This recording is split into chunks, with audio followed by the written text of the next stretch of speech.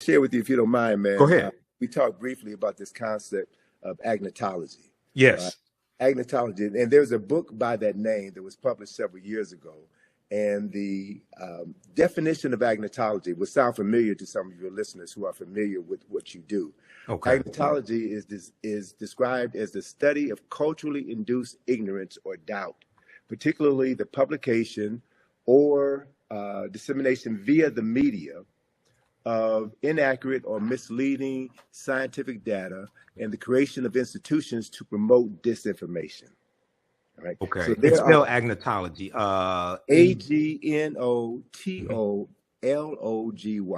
Right. Agnotology. All right. Right. And I'm looking at this this Stanford University Press. I'm gonna show this on the screen here. Just a second. Go ahead. Okay. And so for those of us who have been studying this form of brainwashing, if you will, or propaganda, if you will, we should be aware of the book that was written by Dr. Cardi in 1933 called The Miseducation of the Negro. Right. So agnotology is another word for miseducation. It is the intentional marketing of ignorance in order to move people in a specific direction. And so the media, based on my experience and my background in the media, marketing, advertising, and design, I know very clearly that the media, i.e. social media, is the most powerful form of mental manipulation ever created in the history of the world. And so we have heard about,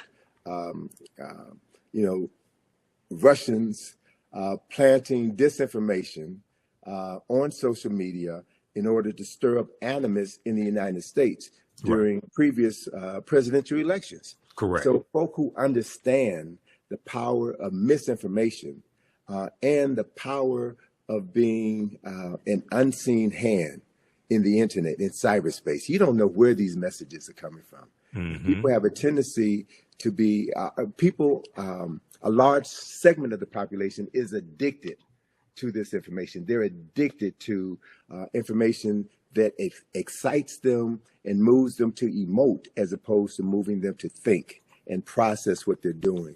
And so it's so critically important at this particular point in time in history, Michael, that we understand how we're being manipulated by information, and how critical it is that as we move through the next presidential election cycle, and what happens after that, how we will continue to be manipulated. Emotional buttons will be pushed, and as they're pushed, people will think less. They'll talk more and think less, and engage in activities that will be detrimental to the well-being of society as a whole.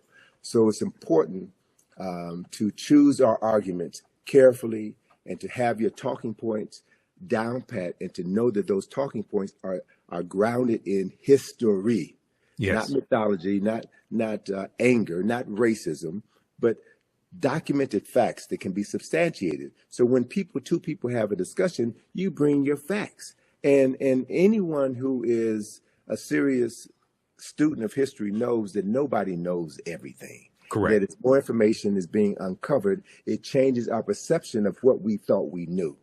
So it's very difficult to win an argument when you're talking with a fool. It's very difficult to win an argument when you're talking with someone who already has their mind made up. There's a saying, my mind is already made up, so don't confuse me with the truth. So we've seen here in this country, brother, within the last 7 years, how misinformation and disinformation have divided this country to the point where we may literally be standing on the verge of a civil war, where any sense of normalcy and respect between two parties with opposing views has gone out the window. So to watch what's happening right now in Congress is an indicator of what's happening all over the world. It's not just here in the United States, it's happening all over the world. So it's like we're in a fight for the soul, not just of America, as certain politicians say. We're fighting for the soul of our consciousness. We're fighting for the soul of Africa. And I think if you're going to be engaged in that fight, you have to prepare yourself adequately. There is a statement that was made by I think it was the U.S. Army, in an ad that they did a couple of decades ago. They said that the first battle in any war takes place in the mind. Mm-hmm. And the first casualty of any war is always the truth, right? It's always the truth. So we have to be very clear about what we're talking about so that we can deal with the truth that stands on solid ground, and Right. not a truth that liars speak in order to muddy the waters and to move people into a space where they won't be able to distinguish the truth from a half-truth, from an all-out lie. So these are the issues that I think that are so critically important for your listeners to understand. And it's also the reason why I just finished a two-part webinar on why Nile Valley civilization matters.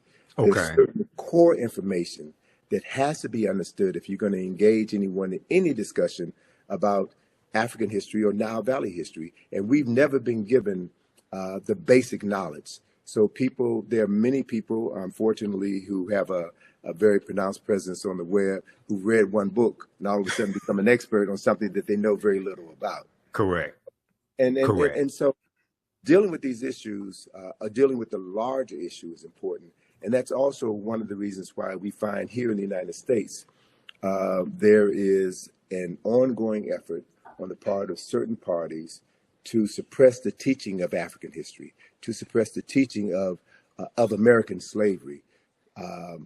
So, what's happening in Florida or Virginia or Texas is nothing but an effort on the part of a certain population to control the historical narrative and to perpetuate a point of view which disassociates them from decades of violence and murder and crimes against humanity. So I understand that. I understand why they're doing what they're doing, because of what they have to protect. So my response to that is not to get angry for our former oppressors for saying that they're not going to continue to miseducate us. We have a responsibility and an obligation to educate ourselves. And that's what the Black consciousness movement was about in the 1960s, which led to the Black studies movement, which has opened the door for us to have this level of conversation today. And there has always been pushback. There's always been pushback. And so we have to learn from the lessons of the past, learn how our scholars, our heroes and our sheroes were able to work around these obstacles that were placed in their path in order for them to continue to get the message out and raise multiple generations of people who now have a clearer understanding of what history is and why history is so critically important. And I'll close on this point. I'm kind of peeved that folk are spending too much time talking about Cleopatra. And I need to hear folk talk about what's wrong with Megan Thee Stallion. What's wrong with Cardi? Hey, B? brother, they don't want to have that Because- conversation. Let me just say quickly, and I'll let you go ahead and finish. Dude, the information I put out about the song WAP from Cardi B and Megan Thee Stallion. Now, here's the thing. When we do a systems analysis, I went through and broke this whole thing down.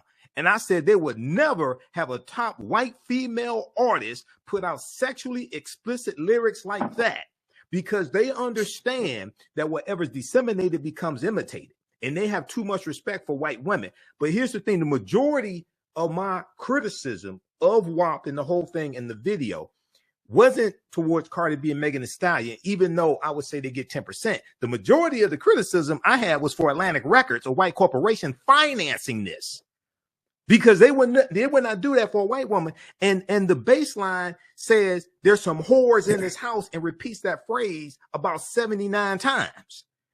And in the video, all the women are of African descent except Kylie Jenner. And you have white people to put together an online petition to have Kylie Jenner digitally removed from the video because you only protect what you respect. And they saw that white woman as somebody who needed to be saved. You Negroes, you can keep doing that. You can be the whores in this house. This white woman, you too good for that. Go ahead, brother.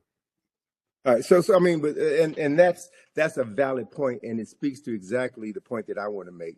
People who love themselves and love their women and love their children do not allow their image to be exactly. The other important issue is I travel around the world, brother, And once you get outside of America, you see a whole different world. And what embarrasses me is to see these videos on television stations in Africa, in Europe, in South America, and I would say this, in all fairness, all right, if you want to show black women behaving this way, then let's see some white women behaving that way. Let's see some Jewish. Let's level the playing field. But it's only us because it's about disparaging us, and it's about maintaining this ideology of Afrophobia, this fear of black folk, this disrespect for black folk. And so we have to accept responsibility for that. So I'm not going to let Megan Thee Stallion and Cardi B off the hook. I'm not going to let them off the hook because they are rewarded for that by Megan Thee Stallion was Person of the Year, Time Magazine. They appear on Saturday Night Live. They appear on all of these programs. So what that does is send a message to young and impressionable black women, black girls. If you want to get paid, if you want respect, wear weave, wear these fake nails, wear all of these things that deny your true essence in order to be accepted by a community that has never had any interest or desire in you. And so these are conversations that need to be had. Many of these conversations, I think, should be had behind closed doors and not on the internet, because you never know who's listening. We need to have private conversations, and we need to talk about how we can advance the culture and present favorable images of us, because the media, as I stated at the beginning of this conversation, the media is the most powerful form of mental manipulation ever created. And we're getting played. We're getting played. Hotep, everybody. This is Michael M. Hotep, founder of the African History Network and host of the African History Network show. Join me Sundays, 9 p.m. to 11 p.m. Eastern Standard Time for the African History Network show, which broadcasts on our social media platforms and on blogtalkradio.com. Visit our website, theafricanhistorynetwork.com, for more information. Follow us on social media at Michael M. Hotep, IMHOTEP, on YouTube, Facebook, and Instagram. Also follow our Facebook fan page, The African History Network, The African History Network, where we have 1 million followers on Facebook. And also follow me on Threads at The AHN Show, The AHN Show on Threads.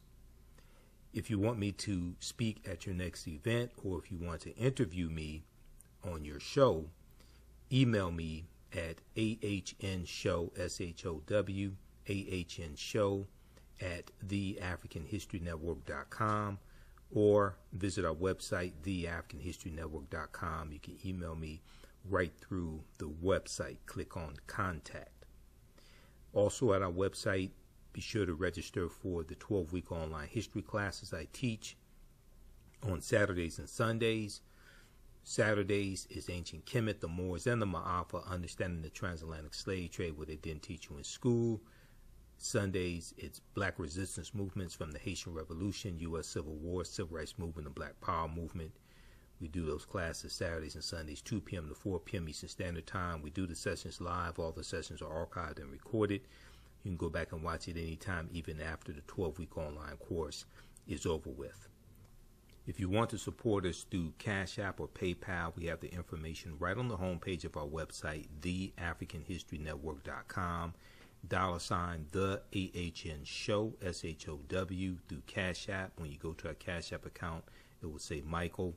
It may show my picture there. And then through PayPal, paypal.me/the AHN Show. Remember, right now, knowledge corrects wrong behavior. It's not over till we win.